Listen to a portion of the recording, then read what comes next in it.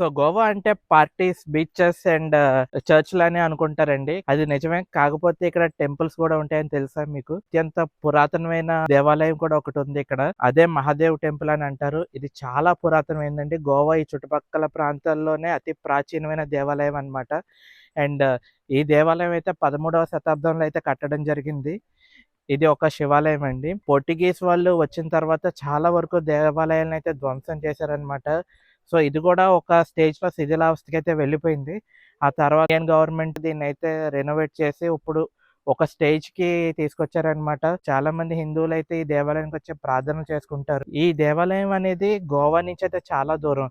అంటే ఒక particular point నుంచయితే నేను చెప్పలేను గానీ, పాండ్యం నుంచయితే సుమారు 62 కిలోమీటర్లయితే ప్రయాణం చేసి రావాల్సొచ్చింది. మీరు గనక ఈ దేవాలయానికి రావాలనుకుంటే 5:30 గంటల లోపైతే రావాలి. అప్పుడే దర్శనం అయితే గుర్తుంచుకోండి 5:30కి క్లోజ్ అనమాట. So, as early as possible morning వచ్చేటట్టయితే ప్లాన్ చేయండి. ఈ దేవాలయానికి వచ్చే దారిలోనే మీకు రోడ్డు 2 వేస్ కింద స్ప్లిట్ అవుతుందనమాట. ఆ పాయింట్ నుంచి ఈ దేవాలయం అయితే 15 కిలోమీటర్లు, దూద్‌సాగర్ వాటర్‌ఫాల్ అటువైపు ఉంటుంది. అది 18 కిలోమీటర్లు. సో, ఈ లెక్కన మీరు ఈ 2 కవర్ చేసుకునేటట్టు ప్లాన్ చేసుకోండి. అండ్ దేవాలయంకైతే వచ్చేసామండి. వెనకాతల కనిపిస్తుంది కదా! అదేనండి. అతి ప్రాచీనమైన శివాలయం. శివాలయం లోపలికి వెళ్లి మనం దర్శనం చేసుకుంటాం.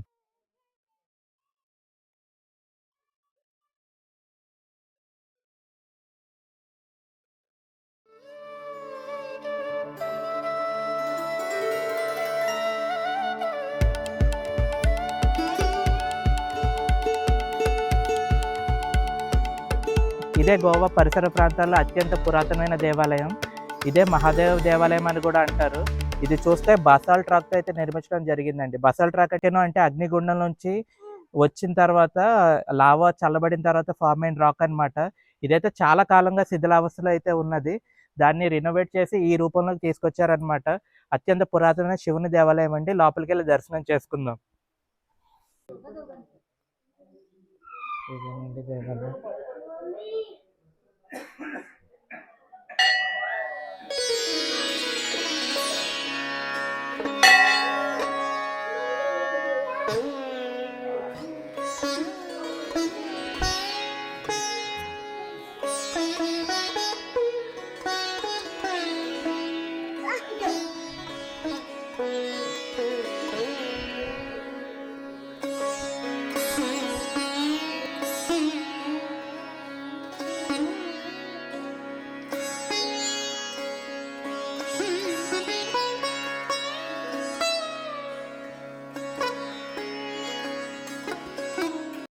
చాలా చిన్నది. కాపోతే అత్యంత పవిత్రమైనది.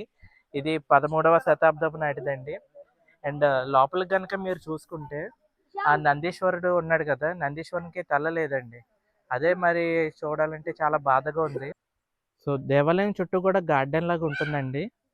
చాలా బావుంటుంది. మనసుకి చాలా ప్రశాంతంగా ఉంటుంది. అండ్ మీరు ఇక్కడ గమనించాలి. ఇక్కడ డీటెయిలింగ్ చూసారు కదా! ఎంత అద్భుతంగా ఉందో. ఈ దేవాలయంలో కూడా శిల్పకళ చాలా అద్భుతంగా ఉంటుందండి. ఒకసారి గనక మీరు పైన గమనించినట్టయితే అంత ఎత్తులో ఉన్న శిల్పాన్ని కూడా ఎంత అద్భుతంగా చెక్కారో ఇప్పటికీ కూడా కింద నుంచి చూస్తే డీటెయిలింగ్ ఎంత అద్భుతంగా కనిపిస్తుంది. స్ప్రింగ్ వాటర్ ఎంత బాగుందో కదా! అలా పవిత్రమైన నీరులాగా దీన్ని కన్సిడర్ చేస్తారండి. ఈ స్ప్రింగ్ వాటర్ సోర్స్‌కి అయితే వెళ్తున్నామండి. ఇది సుమారు 33 కిలోమీటర్ల దూరంలో ఉంటుంది. వెళ్తున్న దారంతా కూడా అరణ్య మార్గం అనమాట. చాలా అద్భుతంగా ఉంటుంది. అండ్ మనం వెళ్ళబోయే లొకేషన్ పేరేంటో తెలుసా? దూద్‌సాగర్ వాటర్‌ఫాల్ అండి. అండ్ మీకు ఇక్కడే ఇంకొక అప్డేట్ అయితే ఇవ్వాలి. వెళ్తున్న దారిలో మనకి నెమళ్ళైతే ఎక్కువ కనిపిస్తాయంట. మన అదృష్టం బావుంటే నెమలిని కూడా మీకు చూపిస్తాను. అనుకున్నట్టుగానే చాలా దూరంలో ఒక నెమలైతే ఉందండి. సో, అక్కడి వరకు మనం వెళ్ళాం కాబట్టి మన గరుడనైతే పంపించి మీకు నెమలిని చూపిస్తాను.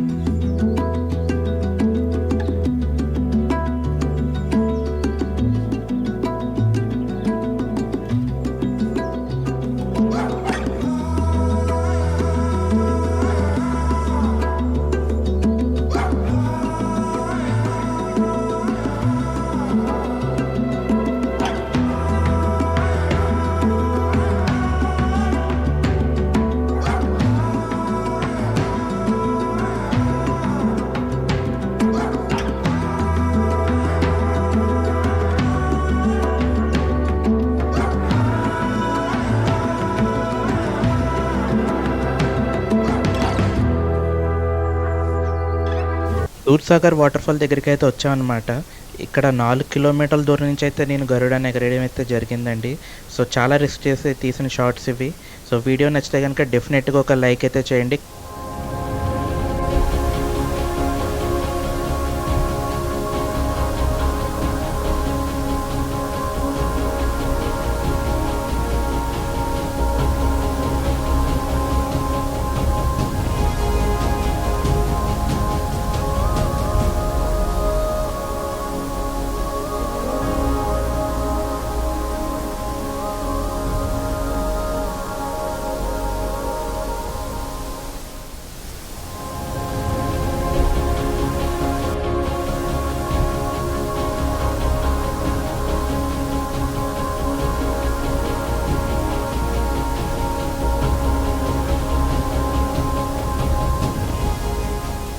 సో ఈ వీడియో అయితే మీకు నచ్చిందని అనుకుంటున్నాను. ఒకవేళ మీకు గనక వీడియో నచ్చితే తప్పకుండా లైక్ చేయండి, షేర్ చేయండి. అన్నిటికన్నా ముందు ఛానల్ అయితే సబ్స్క్రైబ్ చేసుకోండి. Thanks a lot for watching the video. Good bye. రేపటి వీడియోలో మళ్ళీ కలుద్దాం.